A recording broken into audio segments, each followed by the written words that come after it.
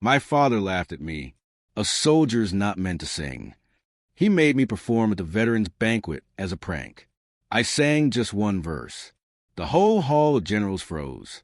The chairman of the Joint Chiefs looked at my father, stunned. "Sir, that song, it's the band anthem of Ghost Unit 7. My dad turned ashen. He realized his mistake. Oh, my God. You guys, imagine being forced onto a stage by the very man who always dismissed you, only to accidentally expose his deepest, darkest secret with a single song.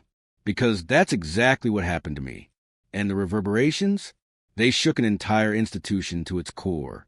I'm Serena Caldwell, I'm 38, and I served 16 years in the United States Army.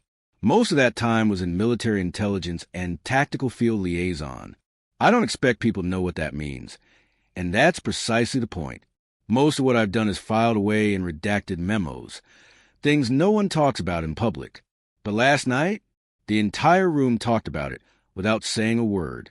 It was supposed to be a harmless gala, a veterans' dinner, flags, stiff linen napkins, silverware clinking against china. A 1,000-plate event where retired colonels, defense contractors, and 3-star generals sip whiskey, pretending to remember the names of the young soldiers they left behind. My father was one of them. He sat at the center table, all his ribbons and polished stories, every one of them perfect. He was the evening's MC, the keynote, the veteran of record. And me? I was the side act, his daughter, the entertainment. He introduced me with a smile that didn't quite reach his eyes. And now, my daughter Serena will grace us with something heartfelt. She always had a thing for singing. Let's hope this one lands. Laughter, light controlled. My cue. I walked onto the stage alone. No spotlight, no piano, no microphone. Just a plain black dress. My boots silent on the hardwood floor, and the ache of a memory pressing against my chest. I didn't greet the crowd. I didn't look for my father's face. I just started singing. Asterisk if I fall in silence. Bury me in sound. If my name is missing, let the echoes be found. Asterisk the room shifted. Subtle at first. A clink of silverware that didn't continue. A breath held too long. The waiter closest to the stage stopped mid-pour. The temperature dropped. Not literally, but the way a room drops when someone speaks a truth that wasn't supposed to be spoken. The melody was simple, bare. My voice wasn't loud, but it didn't have to be. It carried weight, the kind only the forgotten ever know. By the second line, the air had thickened. Chairs creaked. Someone stood up in the back. A voice broke through the silence, commanding, not angry, but stunned. Stop. Every head turned. It was General Arthur Wexley, the current chairman of the Joint Chiefs of Staff. He stood slowly, not taking his eyes off my father. "Sir, that song, it's the anthem of Ghost Team 7, the forbidden anthem." My father froze. His hands clenched on the edge of the table. Color drained from his face. I saw it from the stage. His jaw slackened, his eyes darted. But he didn't speak. I didn't stop singing, because I knew exactly what that song meant. I knew what it carried, and I knew what it revealed. My father had just exposed a secret he'd spent 15 years helping to bury by forcing me, his daughter, to sing it as a joke. A few hours earlier, I was behind the velvet curtain, waiting. The gala buzzed with polished laughter and clinking champagne flutes. My father stood confidently at the podium, his voice booming with pride, not for me, but for himself. My daughter Serena served too, not in the way most of us did. Of course, she had her own special contributions. He didn't wink, but his tone did the winking for him. She's here to sing us a little tune. Something sentimental, I'm told. Let's give her a hand. She could use the encouragement. More laughter, a few scatter claps. Someone muttered, "A singing soldier. That's new." Behind the curtain, I adjusted my collar. My throat was dry, but not from nerves. It was anticipation. I had made my choice days ago. I wasn't here to entertain. I was here to test the truth. He didn't know the song I'd picked. He didn't know the weight it carried. And he definitely didn't know that he was the reason I had carried it in silence for so long. Ghost Team 7 wasn't a name you'd find in any public archive. It wasn't even a real unit. Not officially. It was born in the aftermath of a failed extraction in northern Africa, when flags were pulled down and patches were stripped from uniforms before the first shot was fired. A black team, a shadow cell, forgotten by design. I had been the only communications specialist in that unit, and we'd written our own kind of anthem, not one for glory, but for memory. It had never been recorded, never been sung publicly. It lived only in the breath of those who carried the weight of what we'd done and what we lost. When my father handed me that stage, he thought he was humiliating me, that I would crumble under polite ridicule. He didn't realize I was walking toward a truth he'd spent years hiding behind rank and reputation. And now, in a room filled with polished medals and unspoken debts, I was about to unwrap it, note by note, not for applause, not for revenge, but because some names don't get etched in marble. Some names only survive in song. My father never saw me as a real soldier. He never said it outright, not in those exact words, but it was in the way he introduced me, the way his voice changed when people asked what his daughter did in the Army. His tone got vague, his phrasing mechanical. She worked with some intelligence people, communications, not combat, you know. Oh, I knew not combat was his polite way of saying not enough. I wasn't kicking down doors or leading patrols. I didn't carry a rifle into firefights. I didn't earn blood stripes or battlefield commendations the way he did in his glory days.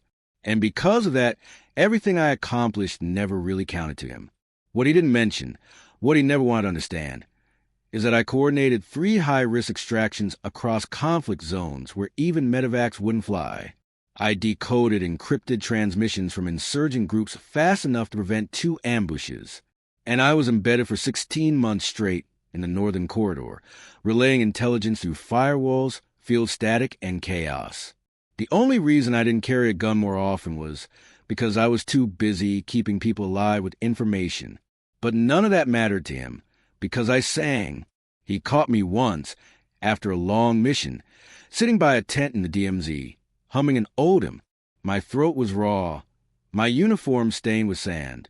I wasn't trying to perform. I was trying to remember who I was before all of it. He looked at me and shook his head. Soldiers don't sing. Not out here. That was the first time he said aloud. He didn't shout. He didn't insult me. But the dismissal in his voice sank deeper than any insult ever could.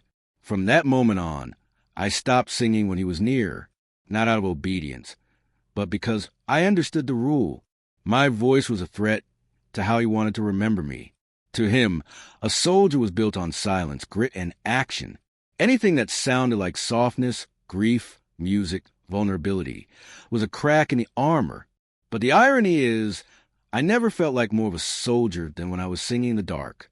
I once sat beside a 23-year-old corporal named Harris, who had a piece of shrapnel buried too deep for medics to remove in the field. He was fading, panicking, begging to hear a human voice. So I sang, just a lullaby, one my mother used to hum when the world felt too big. His breath slowed, his hand unclenched, and when the light in his eyes went out, there was no silence. There was music. I carried his dog tag in my front pocket for the rest of that mission, and I kept singing, not because I needed to be heard, but because someone needed to be remembered.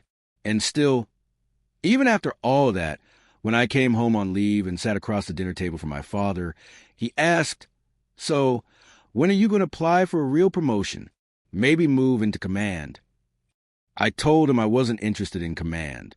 You'd rather sit in a room listening to headphones and humming? That's not exactly the Army I know. That was the second time he said it. By then, I'd stopped defending myself. He wasn't asking to understand. He was asking to remind me I didn't measure up to him, that whatever I was building, whoever I was becoming, it still didn't look enough like him. I thought maybe one day he'd see. Maybe he'd hear what my voice had carried through the years. Fear, hope, memory. Maybe he'd understand that sometimes the strongest thing a soldier can do is feel. But that moment never came. At least not yet. So I sang in the shadows, in VA hospitals, in recovery wards, at funerals where the flag was folded 3 times. But no one remembered the tune they used to whistle in the back of the Humvee. I sang for them, not for glory, Not for pride, just so someone would know that once they were heard. But even then, somewhere deep down, I wanted him to hear me, too. Maybe not the words, but the weight. Maybe someday he'd realize that singing didn't make me less of a soldier. It made me one. And the moment he called me up on that gala stage, expecting a joke, expecting weakness, I knew that someday had finally arrived. They say war strips everything away from a person, their name, their softness, their voice. But for me, voice was the only thing I had left to give when nothing else made sense. Especially during Operation Blackmore, the Northern campaign nobody put in press briefings, where most of us were labeled recon support, and then quietly removed from record when the mission went sideways. That's where Ghost Team 7 disappeared. Not all at once, but bit by bit, by dust, by silence, by order. I was stationed at Compost Kilo, a low-profile insertion team tasked with intercepting signals and guiding night raids. It was cold, dusty, forgotten territory.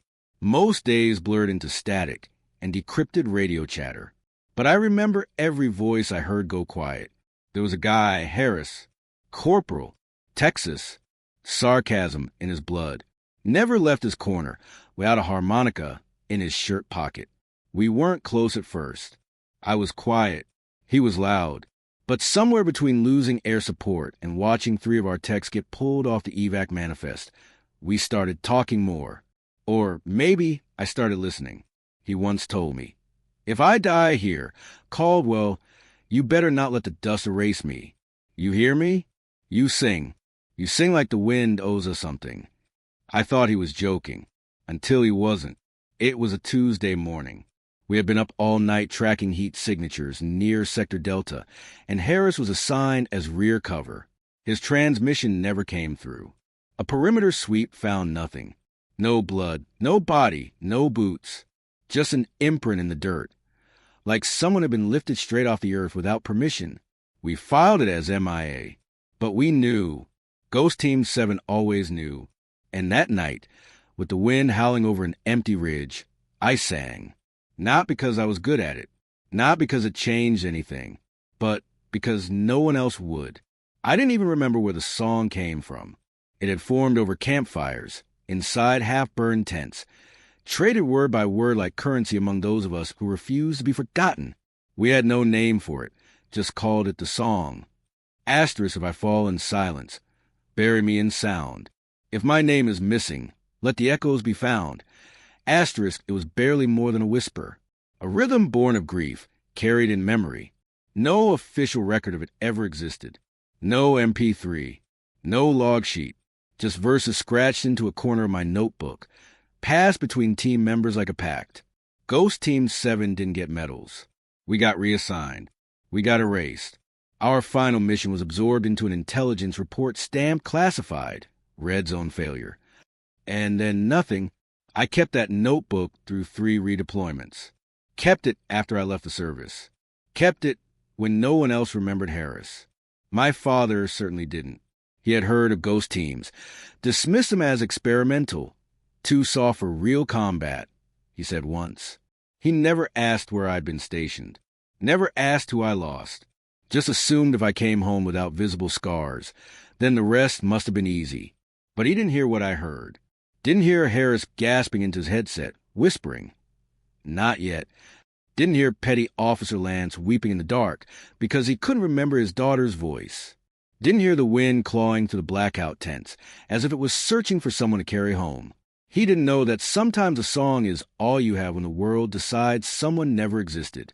So I carried it through discharge, through therapy, through civilian life, and back into the shadows. I never sang it in public. Not even for veterans groups. I told myself it wasn't mine to sing out loud. It belonged to those who never got the chance. But the gala changed that. When my father signed me up to perform as a joke, we stood on that stage full of pride and arrogance, believing I was nothing more than background music. I realized something. He had helped bury the truth, but I had kept the voice. So I pulled the song out of the past. I dusted off the lines. I remembered the harmony Harris hummed off-key during night watch. I closed my eyes, opened my mouth, and brought them back. Not for my father. For Harris. For Ghost Team 7. For everyone who fell in silence, so I could still sing. The phone call didn't start with a hello. My father's voice came to like a command, crisp, matter-of-fact, as if I were still a cadet and he was still active duty. The Veterans Gala is next month. I put your name down for something. I paused. Something. They needed a filler between the drum corps and the keynote. Figured you could do one of your songs. One of my songs. He said it like I collected them the way children collect marbles. Frivolous. Unnecessary. Something best left in the attic. There was no pride in his tone, no warmth. Just the casual confidence of a man who thought the world owed him a favor. And I was part of that debt. I stayed quiet. Silence had always been my safest weapon around him. He continued. You'll go on around 7:40. Shouldn't be too hard. Just pick something patriotic. Nothing too slow. And keep it under 4 minutes. No invitation. Would you like to? Just an assignment. I let the silence stretch a beat longer, then said, Sure. He sounded surprised. Really? Yeah, I said. Why not? I could feel his satisfaction through the receiver. Even though he never said thank you, for him, my compliance was enough. What he didn't realize, what he never could have imagined, was that I already knew what I would sing. And it wasn't the Star-Spangled Banner, to him. The gala was just another night to shake hands and collect nods from other men who called him Colonel. Even though he'd been retired over a decade, a room full of decorated war stories and glossy business cards from people who turned wars into contracts. It was theater and he loved the stage. But for me, the stage was sacred. Not because I wanted to be the center of attention. Far from it. But because for the first time in my life, he had handed me a microphone. He had no idea what he was inviting into the room with it. He thought he was putting me in my place.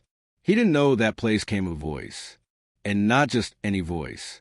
Our voice, the one we created in the dirt, in the silence, in the back corners of failed missions no one wanted to claim. The voice of Ghost Team 7. The voice of men and women who were stripped of their names and remembered only by those who didn't forget. I carried that voice quietly for years.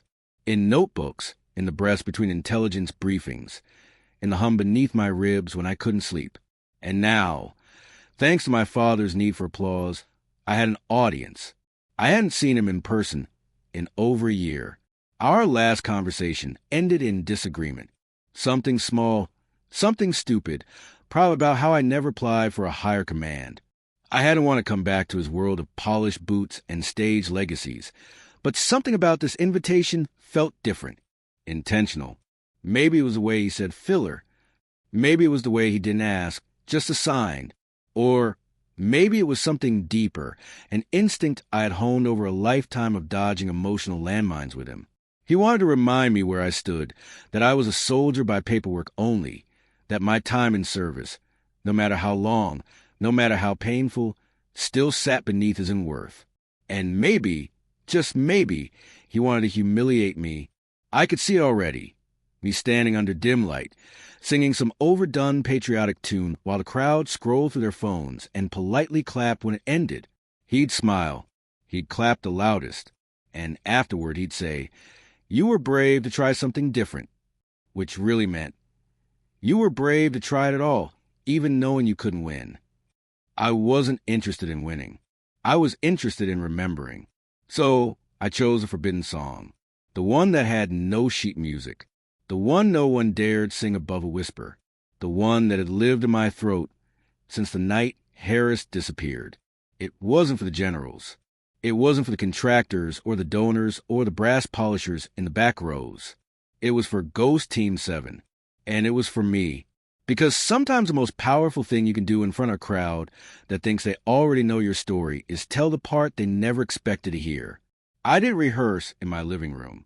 I didn't warm up scales in the mirror or record myself for pitch. There was no hairbrush for a microphone, no set list taped to the wall. When you're singing something that isn't supposed to exist, there's no point in practicing like you're preparing for applause. So, instead, I drove out to Section 45B of the Arlington National Cemetery, the part tucked furthest from the tour paths. No statues, no fancy commemorative stones, just rows of the same white markers. Names, dates, wars they weren't supposed to die in.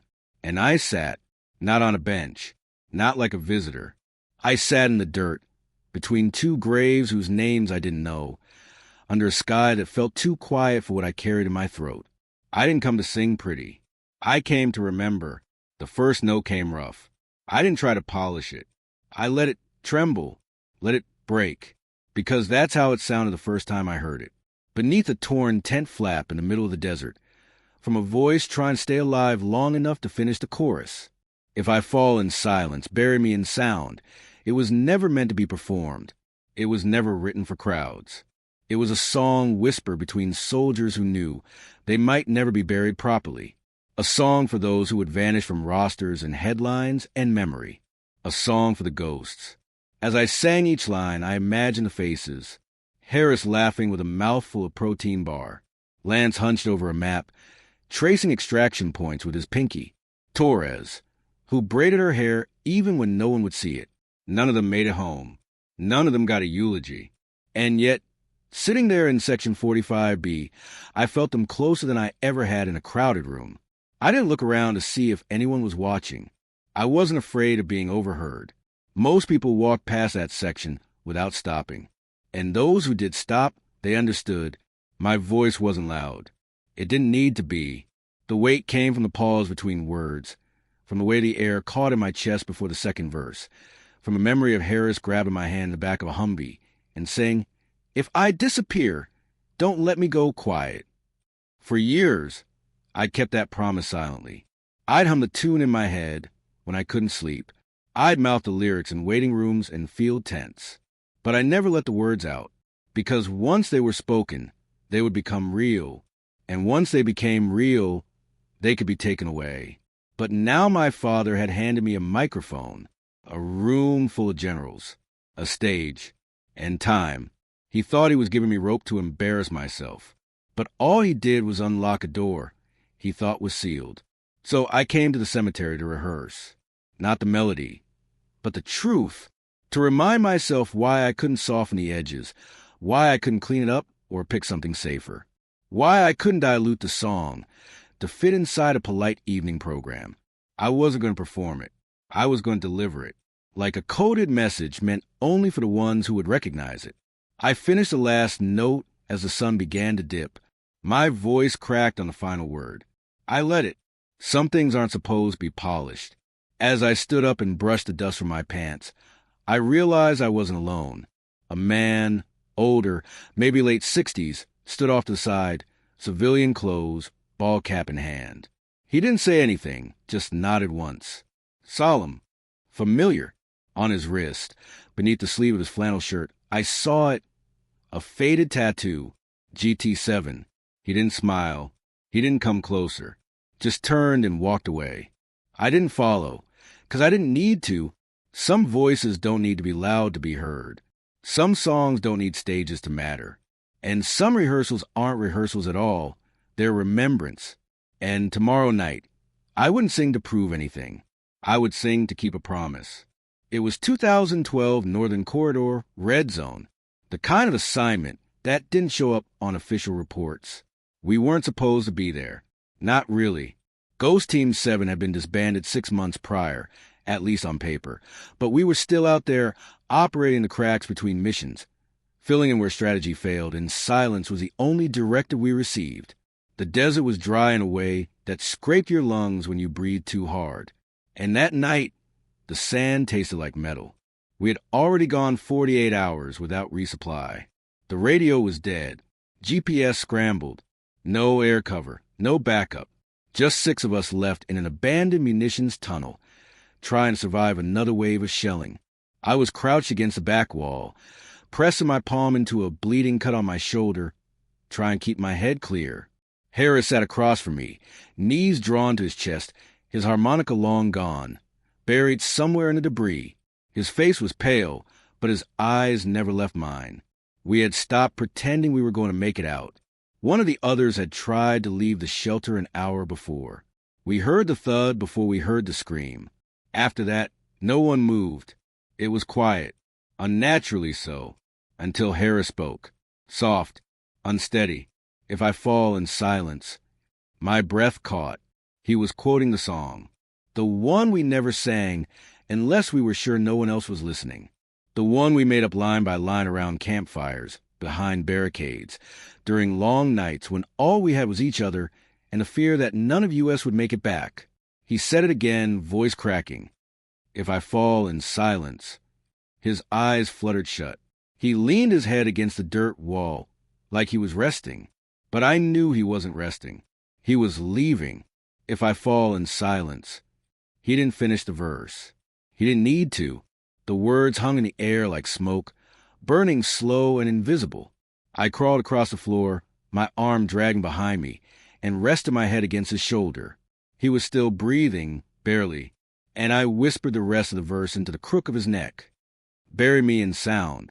If my name is missing, let the echoes be found. His breath slowed, then stopped. I stayed there with him for what felt like hours, the shelling continuing above like distant thunder. My comms device beeped once, then fell silent again. Static filled the line. No one was coming. By morning, only 4 of us were left. 2 wounded, 1 unconscious, and me. I carried Harris's dog tag in my left boot the rest of that mission. We buried what was left of him in the sand under a false name, marked by 3 stacked rocks and a harmonica I found in the rubble. No eulogy, no photos, no flag, just a song. I never sang it again, not even in private, not at memorials, not when I visited his mother in Texas and handed her the tag, telling her only that he died quickly and bravely. Because what else could I say? There are losses you don't speak of. They settle in your bones. They rewrite your breath. And for me, that song became a silence of its own. But the closer the gala came, the louder it returned. Not in volume, but in presence. I would wake up in the middle of the night with the first line looping in my head like a transmission I couldn't turn off. The melody wasn't elegant, the rhythm inconsistent, but it was ours, built from fear and memory and the need to not disappear. My father didn't know any of that. To him, it was a room with good lighting and VIP guests. To me, it was the first and only time I'd ever be handed a stage with no one to stop me. He thought I was going to sing to impress, to please, to fill time, but what I was really doing was resurrecting. And I knew the moment I opened my mouth in that room, just like in that tunnel, some things would never be the same again. The sound check was scheduled for 3:15 p.m., just a few hours before the gala. They had us cycle through rehearsals quickly, each performer given no more than 5 minutes to test a mic, walk the stage, get a feel for the room. It wasn't designed for connection. It was efficiency masked as professionalism. I didn't bring an instrument, didn't need backing tracks. When the tech asked, "Are you singing a cappella?" I nodded. He looked mildly confused, made a note on his clipboard, and gestured for me to take center stage. The auditorium was mostly empty, just a few staff members, 2 board sound engineers, and an event coordinator more focused on the lighting than on anything being said or sung. The overhead spots weren't turned on yet, so the stage felt dim, almost cold, like a forgotten theater before curtain call. I stepped up to the microphone and waited for a signal. One of the engineers looked up, startled. "You can go ahead," he said, then leaned back in his seat. I closed my eyes, breathed in once, and whispered the first line, "If I fall in silence." It echoed gently across the empty seats. Even with no one listening, the room seemed to lean forward. I stopped after the second line. That was enough. Enough to feel the presence of it again, like Harris was somewhere behind the wings, nodding once, his harmonica in his pocket, his boots on the floor. I thanked the crew and stepped down. As I exited toward the far side of the stage, I felt a hand touch my shoulder. Not grabbing, just a light tap. I turned. A man stood there. Civilian clothes, old work boots, weathered face, a Vietnam-era ball cap tucked under his arm. He didn't smile, didn't say a word. He just placed his hand over his chest, right above his heart. His eyes gray, rimmed with age, never left mine. And that's when I saw it. The sleeve of his flannel shirt was rolled up just enough for me to glimpse the inside of his wrist. The ink had faded over time, but the numbers were unmistakable. GT7. My breath caught. I hadn't seen those letters in years. Not printed, not spoken, not carved into dog tags, and certainly not tattooed into someone's flesh. Still visible after all this time. For a second, I just stared. He didn't blink. He tapped twice on his chest, then nodded once and turned to walk away. I wanted to call out, to ask his name, to know who he had lost, but I didn't, because I understood. We don't ask. We don't explain. We carry. That moment was enough. It was confirmation. Not only that I wasn't the only one left, but that someone else had heard that song before.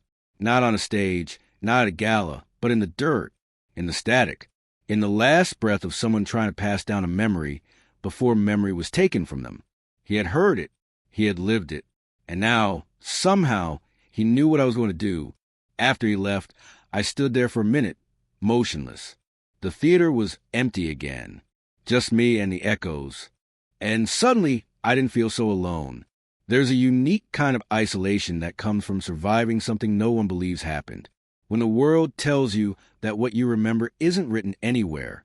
When even your own family dismisses your experience as exaggeration or fabrication, you start to doubt whether it was real at all. But then a stranger walks up, taps your shoulder, and shows you ink older than your entire career. Ink that matches your memory. And you realize you were never crazy. You were just quiet. Because that's what survivors do. We don't shout. We sing. We hum the pain into corners. We bury it in verse. We hold it in our throats until someone else hears a tune and says, I know that one. That man didn't need to say anything. His silence was a language I hadn't spoken aloud in years. And in that moment, I knew with absolute certainty that when I opened my mouth on stage that night, at that gala full of generals in power and control, someone would understand. Someone would hear the weight behind the melody. And someone, maybe not everyone, but someone would know this wasn't a performance. It was a resurrection. The lights were too bright. They always are in ballrooms like this. Overhead fixtures designed to spotlight medals and hairlines, not emotion. The room was all gold accents and polished steel, with the kind of shine that made every surface feel like it was watching. My heels clicked once on the stage floor, and then the room fell quiet. Not because of me. No one knew who I was. They were settling out of habit, trained by decades of ceremonies and military decorum to give attention to the next speaker or singer or harmless interlude. I reached the microphone. My palms were steady. My voice wasn't caught in my throat. I didn't even feel nervous. Just cold, like the air had forgotten how to hold warmth. I didn't look for him. My father was somewhere in the front third of the room. I was sure of it. Probably sitting straight back, chin tilted slightly, a glass of something amber-colored in his hand. I didn't need to see his face to know what expression he wore. Polite expectation bordering on restrained embarrassment. I didn't greet the audience. I didn't thank anyone for the opportunity. I didn't smile. I just began. If I fall in silence, bury me in sound. The words barely filled the space at first. There was no reverb, no echo, just my voice in the velvet stillness of a room full of strangers, too dignified to whisper, too conditioned to interrupt. But then something happened. Around the fifth row, a man's head lifted, his brows creased. He tilted slightly to the side, like he was trying to hear something he hadn't expected. A table to the left shifted. A fork clinked gently against porcelain. In the back, someone lowered their phone. By the second line, the tension had changed. I could feel it, not as volume, but as absence. The absence of coughs, of shuffles, of that subtle, well-practiced indifference that filled most gala performances. The absence of noise told me everything I needed to know. They were listening. And not just listening, they were hearing. Because this wasn't a song built to impress. It wasn't clean. It wasn't rehearsed. It wasn't safe. It was a melody born in chaos, nursed in silence, buried under 100 unmarked events. It carried no official seal, no recognition, no protocol, but it carried truth. I sang the second verse slower. If my name is missing, let the echoes be found. The air thickened, not dramatically, not in a cinematic way, but in that subtle, suffocating way that fills a room when people realize they're hearing something they weren't supposed to hear. The generals in the front row stopped fidgeting. A woman from the DOD, leaned forward in her chair. Somewhere to my right, I heard a glass set down gently on a linen-covered table. I still hadn't looked at my father. I didn't need to, because in that moment I could feel him trapped. Trapped by the realization of what I was singing. Trapped by the memory he thought no one would ever resurrect. Trapped by the unmistakable lines of a song that was never written down, only carried from throat to throat like a secret prayer passed between ghosts. And now it was out, on stage, in public, in front of the men and women who had once signed off on silence like it was strategy. I let the last note fall into quiet. No vibrato, no dramatic hold, just a clean end, like the way a breath leaves a body unannounced. For 3 seconds, no one moved. I counted 1, 2, 3. Then came the shift. It was subtle at first, a slight intake of breath. A single pair of hands raised a clap, but stopped midway. And then a voice, low, heavy, commanding, stop. Every neck turned toward it. A man had risen, tall, lean, with silver hair and a chest full of stars. General Arthur Wexley, chairman of the Joint Chiefs. He was no stranger to decorum, but now he stood in complete violation of it, staring straight ahead with an expression that sent a ripple through the room. He didn't speak to me. He looked at my father and said, "Sir, that song, it's the forbidden anthem of Ghost Team 7. The words landed like shrapnel. I didn't move, didn't flinch, but inside I felt something shift. A silence cracking open like old ground finally giving way after too long holding the weight. My father didn't stand. He didn't speak.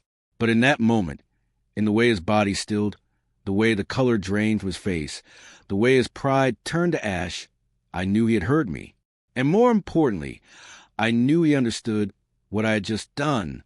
The silence didn't break. It fractured. General Wexley's voice had landed like a siren only a few could hear. But those who did, they changed. Their faces drained of color. Their postures stiffened, not out of discipline, but fear, recognition. Ghost Team 7. He had said it aloud. No one said it aloud. I had heard whispers over the years. Old intel officers speaking in riddles over cups of bitter coffee. Retired field commanders who blinked a little too slowly when you asked about certain operations. But I never heard the name spoken with full breath in public until tonight, until a 5-star general stood and broke decades of silence. And he did it with fear in his eyes.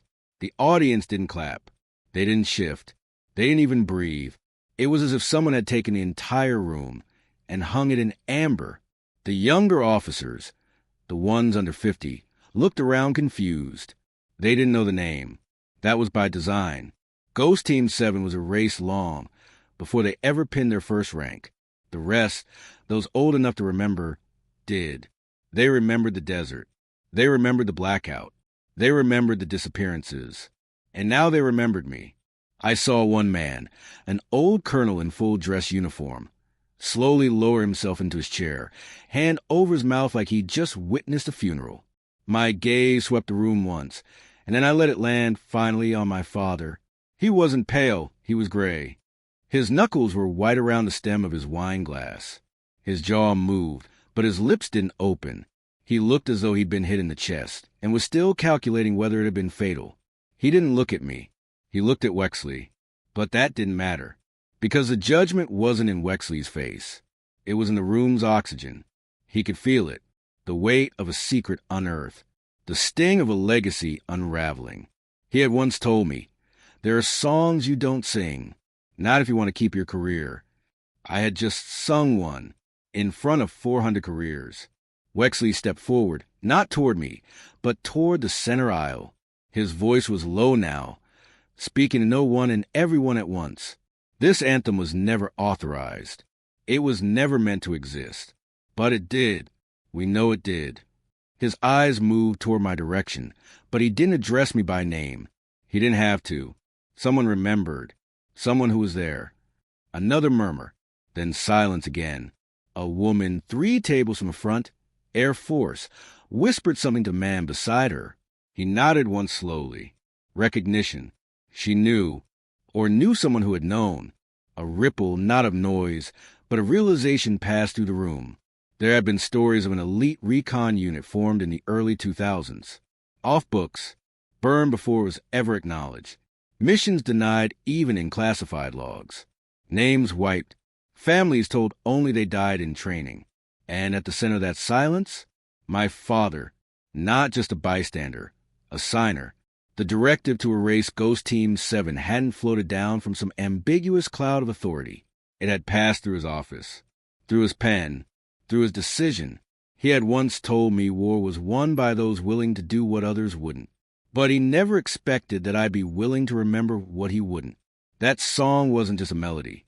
It was a cipher, a fingerprint, a signal flare fired straight into the polished ceiling of a ballroom full of ghosts pretending to be clean. And now it couldn't be unsung. General Wexley faced the crowd again, this time with a voice edged in finality. This changes everything. He didn't elaborate. He didn't need to, because everyone in that room knew. This wasn't just about a song. This was about accountability, memory, the unburied truth. I held my ground. I didn't step down from the stage. Behind me, the flag fluttered slightly from the AC vent. Red, white, and the shade of history no one wanted to name. And my father, he still hadn't moved. Because there is no protocol for what happens when the past sings louder than your rank. My name is Serena Caldwell. I'm 35 years old. I served in psychological operations long enough to know truth is a shapeshifter. It can be redacted, buried, rewritten, but always leaves fingerprints. In the morning after I sang, the world shifted. I didn't sleep. I didn't even take off my boots. The hotel room smelled like leftover cologne and unspoken tension. Outside the window, the city kept breathing like nothing happened. But in my chest, something old and heavy stirred. At 6:07 a.m., my phone rang. Unknown number. I already knew who it would be. Sergeant Caldwell. A calm voice said, "You're requested for a closed-door inquiry at the office of the chairman, 9:30. Details to follow." Not invited. Requested. I sat for a while, staring at the wall. My father hadn't called. He hadn't texted. Not even a meaningless apology wrapped in diplomacy. I didn't need it. He wasn't the one I sang for. But he was the one who had something to lose. When I arrived, they didn't make me wait. A Marine escort led me through unfamiliar corridors. Carpet too thick, walls too silent. The kind of place where every breath gets documented. Inside, it wasn't a courtroom. Not yet, but it might as well have been. 3 men sat behind a long wooden table. One was a lawyer, another a general I didn't recognize. The third, vice chair of the Joint Chiefs. The room was cold, not from temperature, but from history. "Sergeant," the vice chair said, motioning to the seat, "you've stirred something we thought long buried." I didn't speak. I learned the power of silence in combat. Let them fill it. He tapped the file. Ghost Team 7 was never meant to exist. Officially, it still doesn't. But that song predates the program. It was oral coded, an emotional anchor for agents beyond the wire. How did you know it? My voice didn't tremble. I was there. Northern Corridor, Operation Black Ribbon, 2012. The room froze. The vice chair looked up slowly. "You were on the embedded medical team?" "No, sir," I said. "I was listed as psychological warfare support, but my field orders were ghost designated." He leaned back. "Then you're one of 5. We thought only 3 survived." I nodded once. The rest didn't. I watched them die. I buried Harris myself. And the song. He made me promise I'd remember it, that I'd sing it, not for applause, but for memory. He folded his hands. "Do you know what you've done, Sergeant?" I gave forgotten their names back. The silence afterward wasn't hostile. It was respect. Heavy, uncomfortable, reverent. The lawyer cleared his throat. "There will be inquiries. Your father's role in suppressing Ghost Team 7 will come under scrutiny. So will the medals, the funding, the paper trail." I looked straight at him. He wanted to forget. I couldn't. That's the difference. They dismissed me without ceremony. I left the room lighter than I entered, not victorious. This wasn't a war.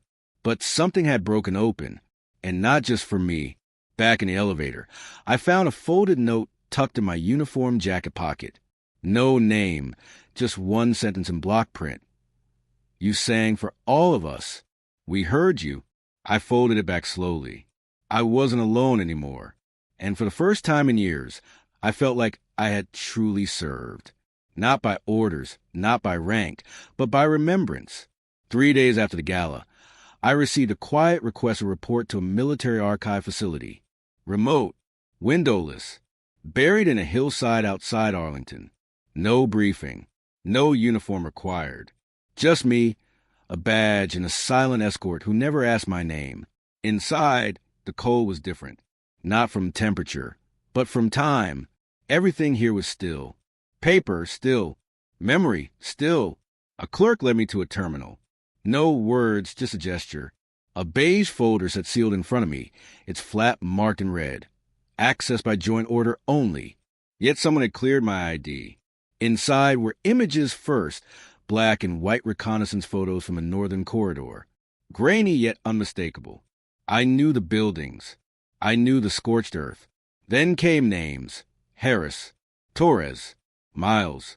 Mine with a question mark beside it. Then I found it. Page 47. Top right corner, Operation Black Ribbon. Middle, authorization for asset withdrawal. Bottom, signature. Lieutenant General Thomas Caldwell. My father. He hadn't just known. He had approved the withdrawal of support. Pulled extraction. Signed off on our abandonment. My chest didn't tighten. My fingers didn't shake. I didn't cry. Not here. Not in this mausoleum of secrets. I turned the page. Addendum. Reason for withdrawal. Operational containment. Team deemed non-recoverable. Risks to classified technologies high. Personnel loss. Acceptable. Acceptable. That word lodged in my throat like shrapnel. We weren't soldiers.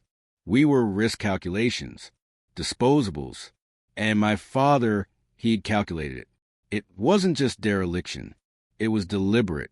I sat back and stared at the signature. I knew that handwriting. Slanted left, crisp, always slightly tilted upward like it was proud of itself. He used that signature on my high school recommendation letter, on my ROTC acceptance, on my first leave pass. He had signed me into the Army and signed others out of life. I took a photo. I wasn't supposed to, but ghosts don't follow rules. As I stood to leave, the clerk reappeared, almost ghost-like himself. He handed me a smaller file. "Unlogged," he whispered. Inside, a memo dated 2 months after Operation Black Ribbon. It was brief, unclassified, meant to disappear. Subject, morale and culture disruption. Proposal to erase Ghost Team 7 from records to prevent symbolic uprising among Special Forces units. Justification. Emotional attachment to fallen is interfering with operational clarity. Recommend cultural erasure to protect future missions. Signed again, Thomas Caldwell. He hadn't just abandoned us. He had tried to delete us. No medals, no obituaries, no families notified. Just a black hole in the record. But he made one mistake. He let one of us live. Me. And when he stood at that gala, forcing me on stage to perform like a showpiece, he had no idea the song I'd choose was the very memory he tried to erase. He thought he controlled the narrative. But narratives, like wounds, reopen. I left the archive without speaking. Outside, a drizzle began to fall, soft and indifferent. It didn't matter. Nothing could wash this away. Later that night, I sat on my hotel bed, the file open beside me. I didn't want revenge, not the loud kind. What I wanted was recognition, for the ones who didn't come back. For Harris, who died whispering lyrics into the sand. For the soldiers whose dog tags were never returned. My father's downfall wasn't orchestrated. It was organic. A truth rising like steam from a buried fire. And all I did was sing. The song had done the rest. 2 weeks after the inquiry, I received a letter postmarked from Ohio. It came in a plain white envelope. No return address, just my name, handwritten in blue ink with a slight tremble to the strokes. At first, I thought it was another anonymous critic. After the gala, the internet had plenty to say. Some called me a hero, others called me a traitor. I stopped reading most of it. But something about this envelope made me pause. I opened it slowly. Inside was a folded sheet of lined paper, the kind you find in old spiral notebooks. The handwriting was neat, careful, the kind of writing people use when they believed words should be legible, even when your hands were shaking. It began, "Dear Sergeant Caldwell, my name is Janice Harris. I'm writing to you not as a critic or an officer or even a citizen, but as a mother." I sat down. "I don't know if you remember my son, Corporal Benjamin Harris. He served with you, I believe, in that unit no one's allowed to name. He never told me much. Said it was safer that way. Said there were things even a mother didn't need to know. But I knew when he stopped writing letters home that something had happened." My chest tightened. "I found out about the gala through a veterans group. They posted your performance. Said you sang something that made a 4-star general freeze in his seat. At first, I didn't know what they meant. Then I watched the video. What little someone managed to record on a phone. The sound was rough. But when I heard that first line, I had to pause it. You see, my son used to hum that tune before bed. Not just once, for months, every night. I thought it was something from a movie, something he picked up overseas.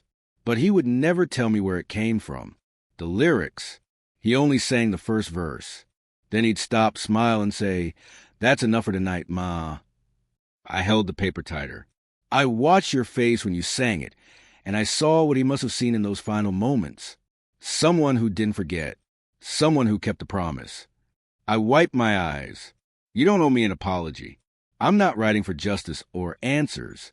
I'm writing because for the first time in 12 years, I feel like someone else remembers my boy, not as a statistic or a footnote, but as a voice, a soul.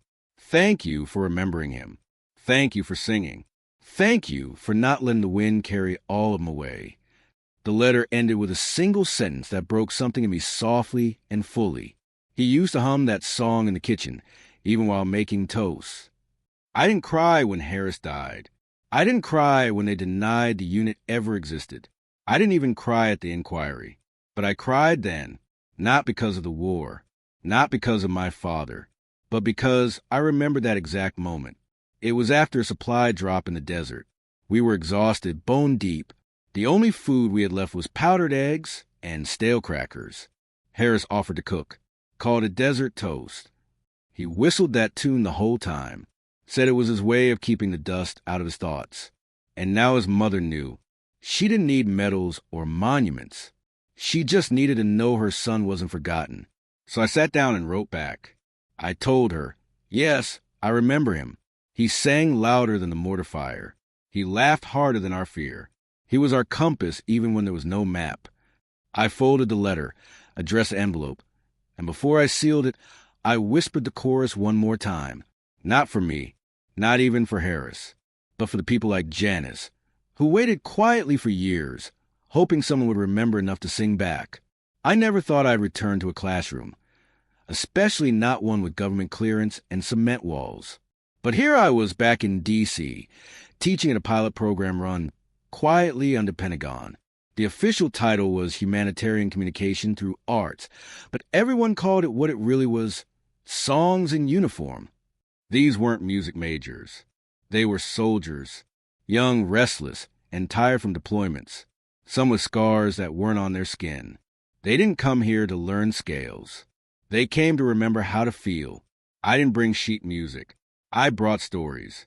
I told them about the sandstorm that buried our comms equipment, how Harris once used Morse to tap out a joke on a water canteen, how silence can scream louder than artillery, and how a song, when sung with truth, can reach where no strategy ever will.